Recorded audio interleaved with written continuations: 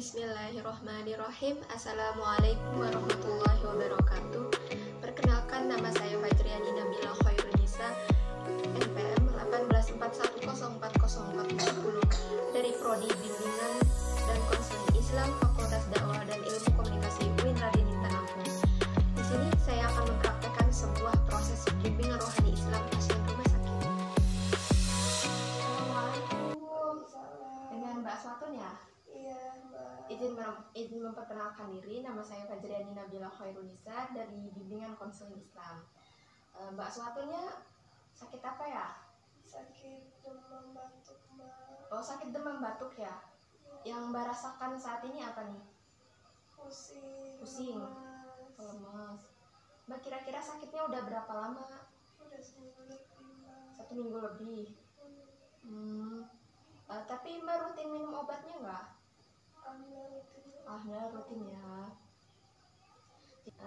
Sakit itu kan datangnya dari Allah tuh ya. Sakit itu tuh bukan musibah. Bahkan sakit itu merupakan ladang pahala bagi orang yang mengalami sakit dan sebagai pengugur dosa kita. Nah, kenapa kita diberi sakit? Nah, jadi Allah ngasih kita penyakit, itu tandanya Allah itu sayang sama kita, ingat sama kita. Nah, jadi jangan jadi pas Mbak sakit ini, Mbak nih jangan pesimis gitu. Kenapa sih kok Allah memberi sakit saya seperti ini? Kenapa nggak orang lain aja? Kenapa nggak dia aja? Kenapa harus saya? Kenapa kok cuman saya aja yang merasakan gitu? Sebenarnya Mbak tuh nggak boleh kayak gitu, Mbak. Sebenarnya Mbak cukup jalanin aja, cukup ikhlas, banyak sabar gitu Mbak. Terus kan Allah juga kan sudah menjanjikan tuh ya, segala penyakit pasti ada obatnya. Jadi Mbak tuh jangan jangan risau gitu. Jadi semuanya tuh pasti bisa disembuhkan. Contohnya bisa Mbak dengan bersabar, kemudian berikhtiar. Berikhtiarnya yaitu seperti Mbak seperti mengonsumsi obat yang sudah diberikan oleh dokter. Mbak minum obat sehari berapa kali? Yang sudah dianjurkan oleh dokter. 3 kali dalam 1 hari. 3 kali dalam 1 hari. Tapi Mbak benar-benar diminum semua kan obatnya. Terus ketika Mbak sakit ini gimana ibadahnya? Masih jalan nggak? Kadang jalan. Jadi gini Mbak, walaupun kita dalam keadaan kita sakit ataupun susah, ataupun kita nggak bisa bangun atau bagaimana, kita nggak boleh gitu meninggalkan sholat. Kita tetap melaksanakannya.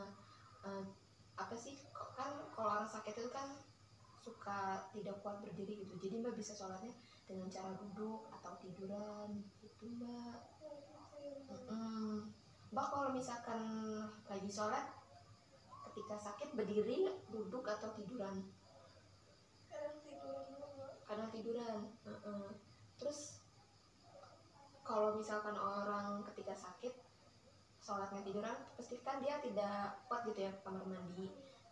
Jadi gini Mbak, kalau misalkan Mbak tidak kuat untuk berwudu, Mbak bisa melakukannya dengan cara bertayamum. Nah, bertayamum itu yang pertama yaitu siapkan debu yang bersih atau tembok Mbak gitu. Siapkan dulu. Kemudian yang kedua, Mbak menghadap kiblat. Dalam posisi bertayamum Mbak harus menghadap kiblat. Nah, dengan posisi menghadap kiblat, lalu kedua tangan letakkan pada debu atau tembok ya Mbak.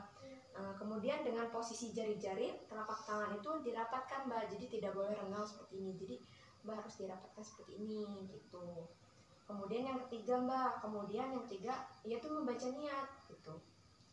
Yaitu ketika tangan diletakkan di tembok atau debu, lalu Mbak harus mengucapkan basmalah dan niat.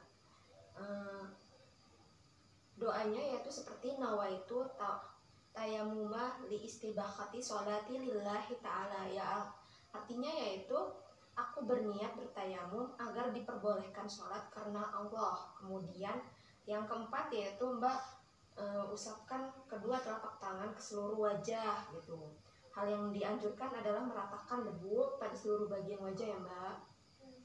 Kemudian Yang kelima yaitu telapak tangan menyentuh debu.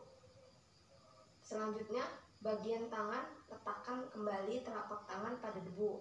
Kali ini jari tangan direnggangkan gitu loh Mbak. Lalu tengadahkan kedua telapak tangan dengan posisi telapak tangan kanan di atas tangan kiri. Nah, kemudian yang keenam yaitu telapak tangan menyentuh hingga siku Mbak. Terus kemudian rapatkan jari-jari tangan dan usahakan ujung jari kanan tidak keluar dari telunjuk tangan kiri atau sebaliknya gitu ya Mbak. Kemudian yang ketujuh yaitu mengusap kedua telapak tangan, yaitu seperti pertemukan kedua telapak tangan dan usap-usapkan di antara jari-jari Mbak. Kemudian yang terakhir yaitu 8 membaca doa bersuci, yaitu doanya seperti asyhadu alla ilaha illallah wahdahu la syarika lahu wa asyhadu anna muhammadan abduhu wa rasuluh Allahumma ij'alni minat tawwabina waj'alni minal mutatahhirin. Nah, itu ya Mbak, itu tata cara bertayamum. Nah, kalau misalkan Mbak dalam keadaan sedang sakit seperti ini kan lemas gitu ya, terus tidak kuat untuk berdiri, Mbak jangan meninggalkan sholat gitu. Mbak tetap bisa melaksanakan sholat dengan cara tiduran atau duduk, dan cara bersucinya yaitu Mbak bisa dengan menggunakan tayamum yang sudah saya jelaskan seperti tadi ya Mbak. Jadi sekarang Mbak banyak bersabar gitu. Insya Allah penyakit yang sedang Mbak alami ini bisa menggugurkan dosa-dosa Mbak gitu ya. Sebelum saya meninggalkan Mbak, izinkan saya untuk berdoa untuk kesembuhan Mbak supaya Mbak cepat sembuh ya. Bismillahirrahmanirrahim. Allahumma rabban nas atsibil ba'sa isfi ba'aswatun antasafi la sifaa illa sifauka sifaa la yughadiru saqoma. Amin. Yaudah ya Mbak, cukup sekian untuk pertemuan kita pada hari ini. Semoga Mbak Aswatun selalu diberikan kesabaran, dan juga semoga penyakit yang Mbak Aswatun rasakan bisa cepat hilang dan bisa cepat sembuh supaya bisa beraktivitas lagi seperti biasanya ya Mbak. Jadi kalau begitu saya pamit dulu ya. Assalamualaikum.